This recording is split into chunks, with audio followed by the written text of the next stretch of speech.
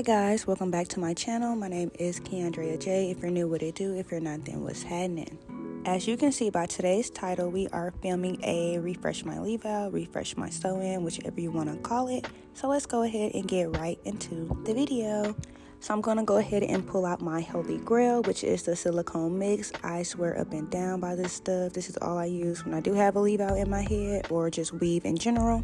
I went ahead and hopped in the shower. I shampooed my hair and I deep conditioned. I left the deep conditioning on until I was done bathing and doing everything I needed to do in the shower. When I do have a sew in, I typically let my hair air dry. I do not like to blow dry it right when I'm out of the shower. I like to let my hair air dry for at least about 2 to 3 hours, but for this particular video, I let my hair dry overnight. So I did go to sleep with my hair wet, but I'm going to show you guys how to prevent your hair from messing up your pillow, from it being soaking wet. So I'm going to show you how I go to sleep with my hair wet, with being uncomfortable. So I go ahead and I grab a t-shirt and I wrap that around my head just like this, making sure that I have all of the pieces of hair inside of that t-shirt.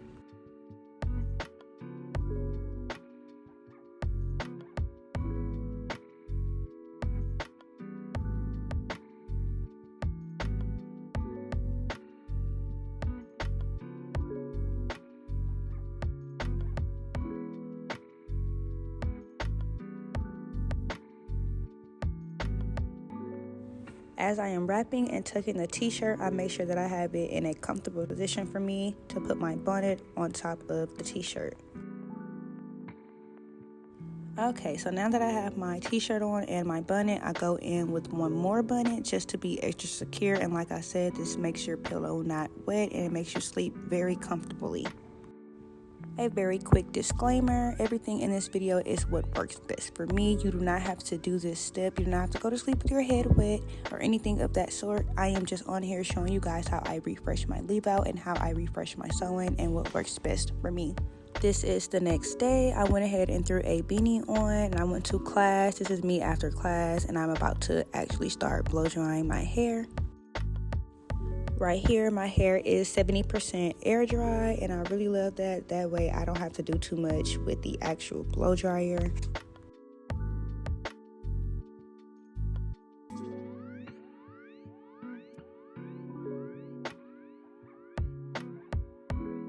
So I went ahead and sectioned off my leave out, and I'm getting ready to blow dry. As you guys can see, my hair looks dry, but it is not dry, especially towards the back of my nape area. So like I said, I do prefer air drying versus blow drying, but I still do go in with my blow dryer just to make sure that everything is fully dry before I go ahead and straighten my hair. Now, I am heavy-handed when it comes to the heat protectant. That's just me, but I love this heat protectant because it does not leave my hair oily or looking like my hair is stiff.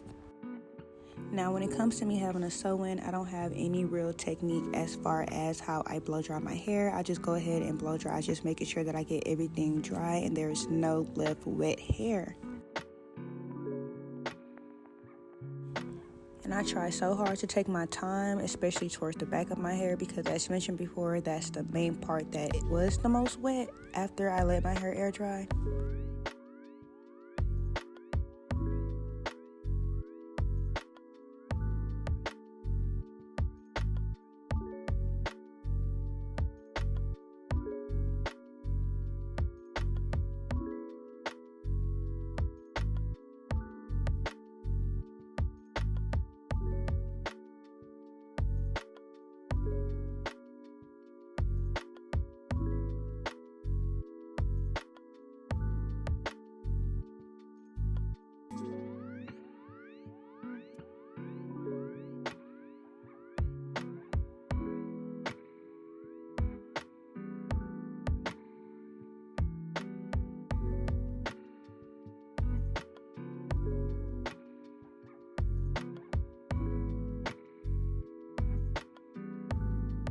I also make sure I take my time when it comes to my leave out, whether that's washing it, shampooing it, deep conditioning it, blow drying, and also flat iron. I make sure I take my time on my leave out. Y'all girlies with leave out, y'all know, especially if y'all have natural curly hair, then you get what I'm putting down. And I actually saw my hairstylist spray the heat protectant in her hand and then rub it through on my leave out, so I decided to just go ahead and give it a try as well.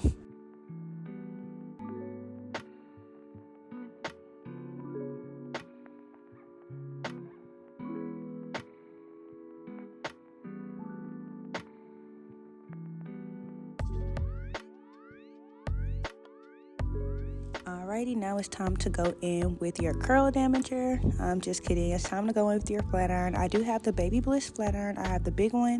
Then I also have the mini Baby Bliss flat iron for my leave out.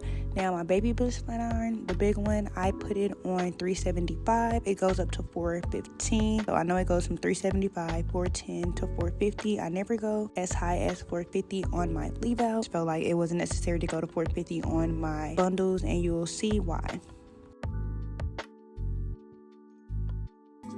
So I went ahead and sectioned off my hair, and I realized the back of my hair was still wet. So of course I did go in with my blow dryer once again before I went ahead and started straightening my hair.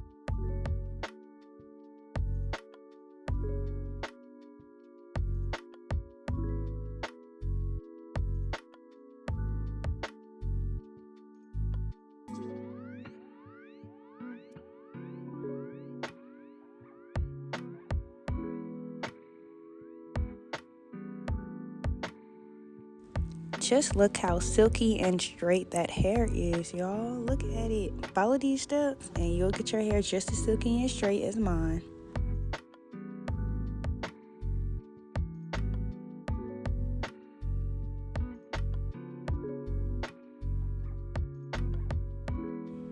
The mini Baby Bliss flat iron does only have one setting. It doesn't show me the setting that it has, but this flat iron does get really hot, and I really do love it. Like 10 out of 10. Everyone should go get it. I believe it was only $34 at Ulta, so go get it.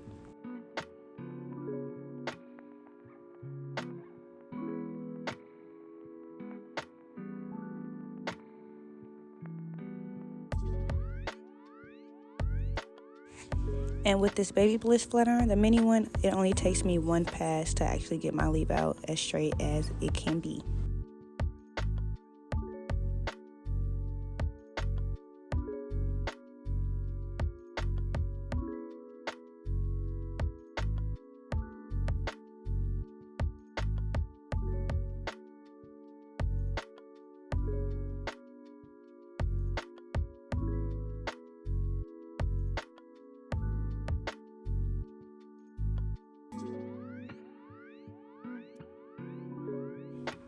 Now, finding my part was the most challenging part out of this entire video because I needed my part to be extra deep. I needed my side part to be very deep and very crispy, and it did take me a minute to get it, but when I finally got it, it was over with.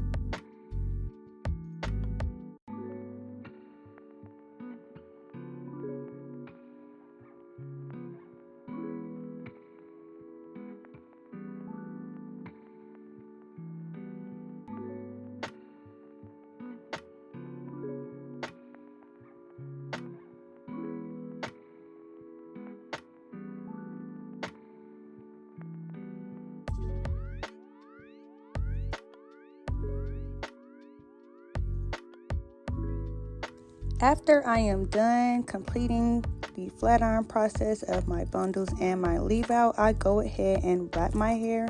You do not have to wrap your hair, but I choose to wrap my hair because I feel like it makes it more voluminous and just makes it look more better. I don't know, I just always wrap my hair as soon as I'm done straightening it.